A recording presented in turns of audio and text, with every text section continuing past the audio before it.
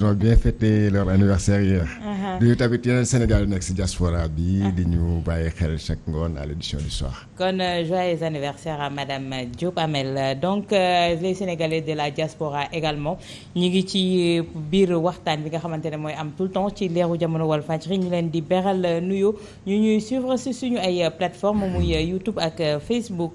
ponk yi ñu nar a waxtaanee bokk na ci arrestation de Fadilou Keita. Les pastéfiens traqués beneen ponk bi di affaire Sweet Beauty quelle issue après la confrontation et présidentielle 2024 inévitable confrontation tey Tahirou li nga xamante ne moom la ñëpp gonte moo di ki nga xamante ne moo di Fadilou Keita bi ñu teg loxo te anam gi ñu tàmm di tegee loxo léegi moo di ne duñ la jox convocation nga wuy ji dañuy dem jëli la. waaw malheureusement et maa ngi koy profiter di ko condamner.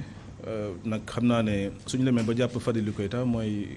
defe naa suite logique la rek parce que arrestation yu njëkk yi je pense que moom mooy continuer ba tey te xam naa ne pareegul pour arrêter tant que Macky Sall mi ngi ci nguur bi. mais à quelle fin.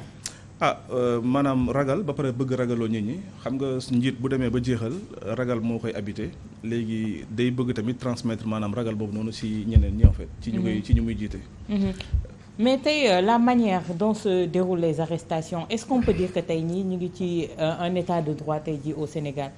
non on est dans un état policier loolu yàgg naa ko wax parce que Sénégal léegi fi ñu jëm nii mooy nañ dem ba benn instant di nga waxtaan ak nit doo ko sax wóolu parce que da ngay jàpp ne wax bi mën na egg feneen fu mu warul dem. nag da ngay toog ñu yeewu wala ne la kaay wuyu si wala nga toog ñu berte la fenn ñëw ak kidnappé la. je pense que toll nañ foo xamante ne dañ koy doon jàngat ci dictature yu amoon ci zone Maghreb bi mais je pense que léegi egg na Sénégal enfin ñëw na ci Sénégal at Macky Sall. et c'est vraiment dommage et c'est à condamner je pense que ñun population bi ñun ñoo ci war a jug ñoo ci war a xeex nag su continuer dañ ko nar a def benn genre fait naturel alors que du fait naturel ci dëkk. mais xeex tey liberté d'opinion liberté d'expression parce que li ñu toppee kii di Fadilou Keita li ñu toppee Ousmane Diagne Papito Kara tey li ñu toppee Pape Alé Niang yëpp c'est des libertés d'expression liberté d'opinion tey jii ci dëkk bi. waaw parce que ki fi toog mooy li ma la wax c'est-à-dire que moom lenn la xam ki farag moom la xam xamul ku ko ŋàññ xamul ku bu ko ne li nga def d'accord ma ci. lenn moo ko ñor mooy da ngay bëgg ànd ak moom mu fexe nu mu ko jëlee ci suuf nga ànd ak moom soo ko mënul après mu ŋàññ la ba mu jaral mu tëj la et c'est dommage parce que arrestation yu fi am yëpp maanaam ay arrestation gratuite la amul lenn loo xam ne maanaam tegu na ci yoon tegu na ci anam boo xam ne police bu ñuy utiliser ak gendarme bi war nañu mën a jox jéego yi pour jàpp nit parce que amul solo amul benn sens en fait. Georges tey jii par rapport ak Pastef tey dañu mel ni ñoom ñooy bête noire ki nga xamante ne moo di nguur gi ba nga xamante ne mënu mayetuñ leen dara à tout va on assiste à des arrestations. waaw man xamoon naa que ne bon depuis Pastef initié seen. Mode de financement boobu ba taxoon ba le ministre de l'intérieur le ministre de l'intérieur je crois que c'était même toujours Antoine Diome bu mu génnee son communiqué à 2 heures du matin. Les levées de fonds. Voilà seen levée de fonds mu génnee un communiqué à 2 heures du matin pour les prévenir on sentait que ça allait tout droit vers waxatuma la sax di leen arrêté nii mais tas Pastef parce que c'était ça l'objectif donc léegi arrestation tous azimuts yu ñuy gis nii on a vu lu xew ak les gardes du corps de Pastef avec yeneen gars avec boo yooyu nga cité léegi ay ñoom Papito ay ñoom Ousmane Diagne et consorts arrestation wu Fadilou Keita ça rentre exactement dans la même ligne parce que arrestation bi nga xam ne bon ça a été en tout cas ça m'a surpris parce que lu ñu koy toppee en tout cas jusqu'à preuve du contraire mooy certainement ça a un rapport avec poste bu mu defoon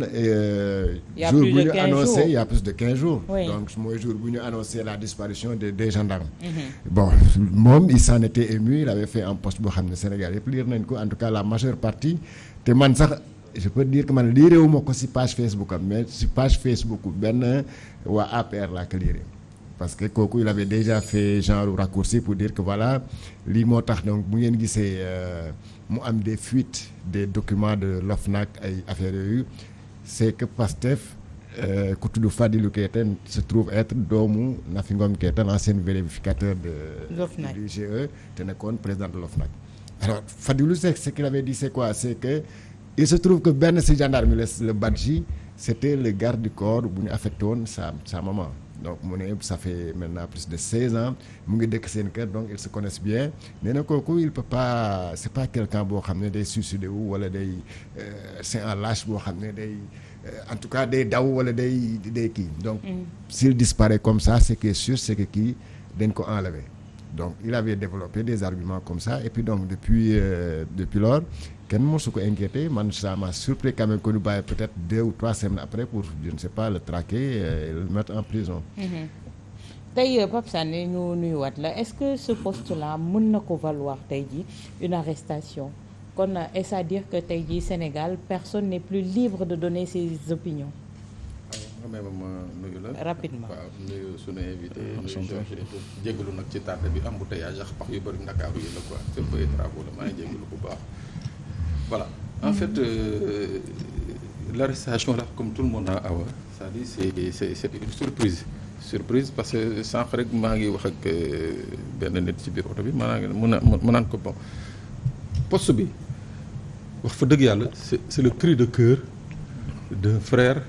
d'un ami qui parle et boo ko xoolee ci poste bi c'est plutôt des interrogations est-ce qu'ils n'ont pas tué mon frère est-ce que c'est des interrogations comprendre nga légitimement il est en droit de s'interroger fi mu clôturer ci suuf clôturer ci suuf poste bi dafa ne ni ko Georges waxee xam naa Didier c'est pas le genre à se laisser faire c'est pas le genre à se suicider et du daw du génn et s'il devrait se battre il se battra jusqu'à la fin pour défendre son honneur bon sànq maa ngi dégg ñu naan il est poursuivi sur la base de l'article 80. offense au chef de l'État. waaw moom laa dégg bon j'ai pas vérifié je sais pas si c'est avéré ou pas mais ki ma doon wax loolu ma dama ne il est poursuivi sur la base de l'article 80 donc ça pose un sérieux problème dans la mesure où tey jii gannaaw bu ñu noppilee entre guillemets Pape Alé Niang mooy cette liberté de la presse boobu ñuy wax léegi dafa mel ni que dañu reprendra le combat sur la liberté d'expression mooy ñi ngeen fi tudd léegi ñoom Papito ñoom Cheikh Oumar Diagne et autres yi nga xam ne leur seul tort c'est d'avoir eu à porter des jugements ou bien donner seen avis ci ay situations yu am ci dëkk bi et à ce rythme-là je sais pas s'il faut craindre d'être opposant parce que ni mu commencé ni mooy képp ki nga xam ne tu as une voix discordante moo xam nga nekk opposition wala nga xam nga nekk activiste na la leer ne que on fera tout pour exploiter la moindre faille pour dugal la ci kaso bi mais loolu nag dans un jeu démocratique vraiment je pense que c'est vraiment un recul pour notre démocratie quoi. Un recul pour la démocratie tey yéen ñi nga xamante ne taxaw ngeen sos ay kuréel ay Pastef taxaw nu mu ko waxee l'opposition c'est-à-dire que war nañu am ay crainte léegi war nañu toog léegi statique sans rien faire sans pour autant dénoncer au risque d'être conduit en prison. non xeex la rek xam nga Macky Sall comme ni ma la ko waxee xam nga njiit soo demee ba def tubaab bi dañ ko jàngale daal soo gisee mandat yi di durer 8 ans États-Unis di durer 10 ans yenn pays européens yi parce que président soo demee ba benn niveau ci 8 ans sa askan dañ lay jéppi soo demee ba 10 ans dañ lay commencer bañ te Macky dafa toll ci 10 ans donc ça veut dire que jeexal na fu mu nekk nii usure de pouvoir lay dund maanaam mooy sursis beneen bi li ci topp mooy jaay doole génnee police génnee gendarme nappaate maanaam ragal bi ne ci moom la nar a yóbbu ci askan bi te commencé na mooy arrestation yu ñuy gis léegi nag comme ni nga ma ko laajee combat la xeex la maanaam mooy opposition bi ñoom ñoo war a booloo war a def bloc contre ça parce que nit boo xam ne saagawul waxul dara lu aay parce que juste am na avis contraire ak li nga bëgg léegi après nga bëgg ko jàpp je pense que loolu nekkatuñ ci état quoi ci dictature lañu nekkee maintenant Macky Sall dafa wax boo am dafa am solo te ñu Sénégalais yi bàyyiñu ci xel mooy ba muy wax maanaam il fait adhérer le Sénégal au comment dirais-je nu ñu koy waxati waaye il fait adhérer le Sénégal au gouvernement d'ordre mondial xam nga gouvernement d'ordre mondial Sénégalais yi bëri gëstuwuñu ko mais seen socle maanaam répression la maanaam imposer li ñu bëgg su ko askan bi d'accordé ñu neexal ko ci su ko d'accordul ñu forcer ko mu nangu ko te moom mi ngi koy doxal bu baax su ñu delluwaatee xool discours Nicolas Sarkozy discours Tony Blair ci gouvernement d'ordre mondial lépp dafa basé wu sur la répression c'est-à-dire te loolu il faut journalistes yi dellu ci ginnaaw teg ko sur l'actualité pour ñu analyser loolu noonu. te moom mi ngi koy doxal moo tax chaque fois il fait le tout pour gën a armer gendarmerie ak police parce que fi ñu jëm nii lenn mu mën a am dañuy nangu maanaam courbe nangu lu mu bëgg wala ñu bañ après mu génne bâton bi dóoruñu. te loolu la teg. mais tey Georges bu fekkee ne loolu la teg c'est mal connaître les Sénégalais je pense bu fekkee ne nouvel ordre mondial bi moom moo koy dicter la conduite à tenir wala la politique à dérouler ici au Sénégal. non loolu c'est peine perdue de toute façon c'est pas parce que da nga surarmé wu da nga armé les forces de l'ordre et tout ça que ku war a yëngatu rek léegi sax boo gisee démb peut-être que on y reviendra avec l'audition de Ousmane Sonko même boo déggatee benn manifestation rek c'est vraiment un arsenal de guerre que tu vois dans la rue. Mais loolu je crois que effectivement l'objectif c'est de dissuader naanaam nga téye Sénégal ne leen en cas où au cas où par exemple que dañu wax fi teg fi ay affaire troisième mandat ku fi génn tu verras pire que ça. Mais je crois que loolu c'est peine perdue parce que même sous Abdoulaye Wade pourtant les forces de l'ordre étaient aussi armées que li nga gis nii léegi et pourtant les Sénégalais étaient sortis Sénégal dañu daan génne chaque ngoon di manifester contre le troisième mandat du président Abdoulaye Wade les Sénégalais aussi sortaient en masse pour manifester contre les dérives à l'époque. Mais discernement bi Abdoulaye Wade amoon est-ce que. non peut-être non discernement da ngay wax ne peut-être la tolérance. bu Abdoulaye Wade amoon peut-être que ñii amuñu ko parce que Abdoulaye Wade quand même il était très tolérant je rappelle ici que 2011 dem si yàlla Sidi Lamine organisé fële à la place de l'Indépendance c'est que boo xam ne c'est tey moom c'est inimaginable xalaatoo ko d'ailleurs waxatuma la sax nga def ko place de l'Indépendance mais ngeen ñëw manifester devant le ministère de l'Intérieur sax mënatoo ko à cause de cet article fameux article Ousmane Ngom qu'on a maintenu malheureusement et que pourtant ñoo xam ne ñoo fa nekk tey dañ ko doon combattre ne loolu c'est ça mënul nekk dans une démocratie mais ñooñu dañu fekk article boobu ñu yaakaar ne ñëpp dañ ko dindi pour vraiment dëgëral les libertés individuelles et collectives mais dañ ko téye parce que dañoo jàpp ne ça les arrange ça fait leur affaire parce que effectivement yow Abdoulaye bàyyi na fi Sénégal yu ñu dem marche devant l'Assemblée nationale mais yow xalaatoo ko combien de fois des gens ont tenté ñoom Guy Marius Sagna tenté quand on votait la loi sur le parrainage tenté nañ dem fële à l'Assemblée on les a arrêtés combien de fois tenté nañ dem sax romb buntu pare on les a arrêtés combien de fois donc waxatuma la donc ça c'est yoo xam ne je crois que c'est une manière d'embrigader les Sénégalais maanaam ne leen saay man fi ma bëgg rek ngeen di xool et ça commence maintenant bu fekkee ne yow ce que tu écris dans les réseaux sociaux moo tax ñu lay téye effectivement ça fait ils ont annoncé la couleur depuis longtemps ne léegi il faut qu'on trouve une manière de contrôle de réguler les réseaux sociaux réguler ko mooy lan léegi loo fa bindat léegi buñ ko gisee buñ ko liiree ils vont t'arrêter comme ils ont arrêté Fadilou Keïta. Réduire l'opposition à sa plus simple expression mais on a l'impression que l'opposition de Macky Sall se limite au parti Pastef tey jii est-ce que c'est-à-dire c'est pour anéantir le parti Pastef wala wax ne bu leen adhéré ci parti bi épée de Damoclès bi moo di ne ku fa dugg rek y a la prison qui t'attend. Bon, je vais pas insulter l'opposition quoi mais pour répondre vrai. C'est Macky Sall qui insulte l'opposition. Non déedéet quand tu dis que ça se résume à Pastef bon moo tax ma ne je vais pas insulter l'opposition. J'ai dit pour Macky Sall. waaw merci beaucoup madame. Voilà. maa ngi jégalu merci bon donc maa ngi jégalu mais non c'est vrai c'est-à-dire que bul wax sax Macky Sall da nga naan le pouvoir tey seen cible principale c'est Pastef Yewwi Askan Wi c'est-à-dire Pastef principalement mooy seen cible ça jarul sax laam-laamee parce que man mënuma comprendre responsable APR Ahmed Suzanne Camara toog fii seen TV daa di ne ñaari gendarme yi dañ leen rey moom dafa wax lu leer ba tey jii procureur waxul kenn waxul Fadilou nga xam ne dafa am proximité ak kenn ci ñoom bind un poste ñu ne ko kirtëb mooy donc dans tout le poste c'est des interrogations. waaw moo tax ma ne la tey jii effectivement Pastef est la cible privilégiée du pouvoir quand tu prends le pouvoir tu prends tous les pouvoirs c'est-à-dire da ngay jël lépp mooy maanaam le pouvoir politique l'administration la justice parce que tey jii rien ne peut expliquer mutisme procureur sur les sorties de kii nga xam ne mooy Ahmed Suzanne Camara wala kii nga xam ne mooy Madiambal Diagne ni mu bindoon le député Kader Diop. waaw c'est-à-dire Kader Diop kii doon ne nañ leen takk et c'est-à-dire yooyu yëpp silence yooyu boo ci noppee bëgg na ni mooy que quelque part il y a une main invisible bi nga xam ne dafa jóg pour nërmel li nga xam ne mooy passé mais je crois que quelque part c'est faire une mauvaise lecture de l'histoire politique du Sénégal. Monsieur a bien dit pouvoir booy egsi ba 8 ans la lay nit ñi commencé jéppi mais je crois que président Macky Sall moom bi mu ne du wàññi 7 ans yi boobu la ko nit ñi commencé jéppi waaw moo tax il était obligé par des subterfuges voilà saisir conseil constitutionnel laal fii référendum lii ba tey jii c'est-à-dire que moom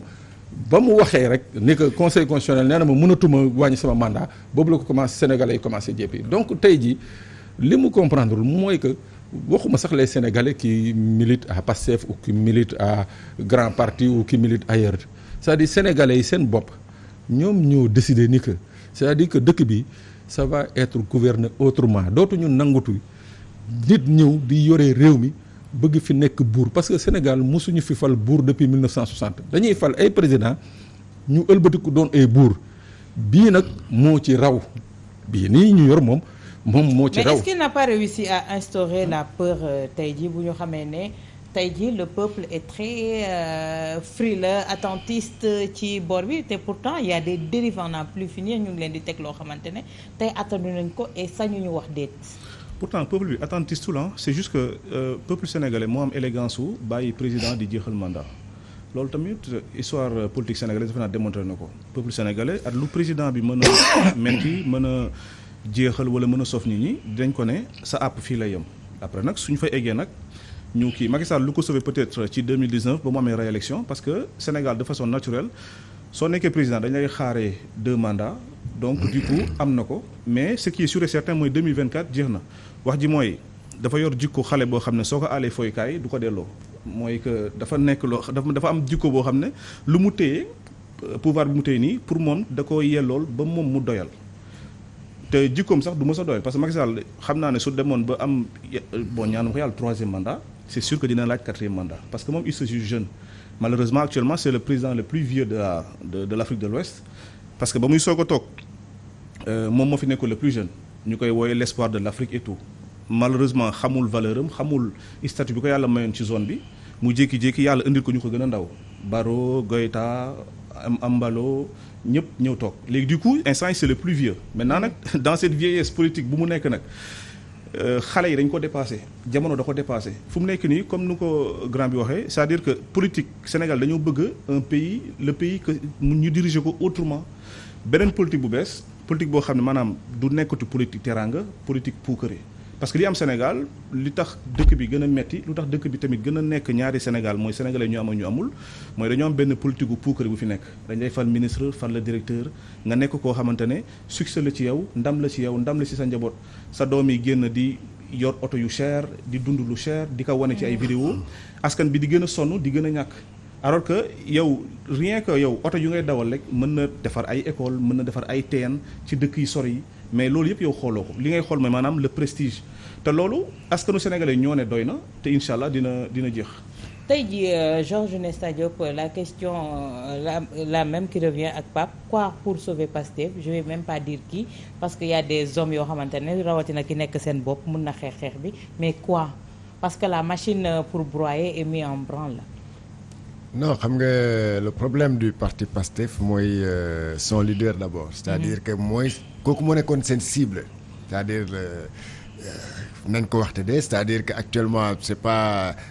insulter l'opposition que de dire aujourd'hui le leader de Pastef mooy incarner quand même le leadership de l'opposition quoi qu'on puisse dire je pense que ñuy wax ne tey bu ñu demoon ci élection tey boo moytul bu amee koo xam ne day dem ak en ballottage ak président Macky Sall mooy doon certainement le leader de Pastef